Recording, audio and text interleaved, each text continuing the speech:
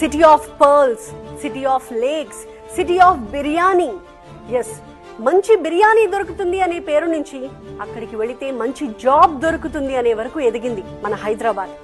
434 ఏళ్ల చరిత్ర ఉన్న హైదరాబాద్ ఆధారంగా కొన్ని నగరాలే పుట్టుకొచ్చాయి. Hitech city, pharma city, fab city. ఈ ప్రయాణం ఇక్కడతో ఆగిపోలేదు. త్వరలో 4th సిటీ రాబోతోంది. ఇంతకీ ఈ 4th సిటీ నిర్మాణం సాధ్యమేనా? న్యూయార్క్ ని మించిన నగరంగా అది మారుతుందా, లేదా రాజకీయ ప్రవచనంగా మిగిలిపోతుందా?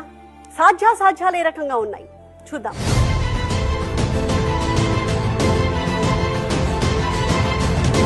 హైదరాబాద్, సికింద్రాబాద్, సైబరాబాద్. ఇక్కడ సైబరాబాద్ ని సృష్టించడానికి పడ్డ కష్టం, చేసిన ప్లానింగ్ అంతా ఇంతా కాదు. ముందుగా హైటెక్ సిటీని కట్టారు. కేవలం హైటెక్ సిటీనే సరిపోదు, ఇన్వెస్టర్లు రావడానికి, ఉండడానికి, మీటింగ్స్ పెట్టుకోవడానికి నోవోటెల్, హైటెక్స్, మాల్స్ ఇలా కొన్నింటిని నిర్మించేలా చేశారు. అంటే కార్పొరేట్లను ఇన్వాల్వ్ చేశారు. అలాగే మైక్రోసాఫ్ట్ ఇక్కడికి వచ్చింది, ఒక ISB నిర్మాణం జరిగింది. హైటెక్ సిటీకి కావాల్సిన హ్యూమన్ రిసోర్సెస్ కోసం ఇంజనీరింగ్ కాలేజెస్ కి పర్మిషన్స్ ఇచ్చారు. ఓవరాల్ గా సైబరాబాద్ క్రియేట్ అయిపోయింది. అచ్చం అలాగే పురుడు పోసుకుంటోంది ఇప్పుడు మన ఫ్యూచర్ సిటీ. ముందుగా స్కిల్ యూనివర్సిటీ రాబోతోంది.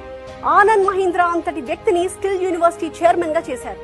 ఆ తర్వాత AI సిటీ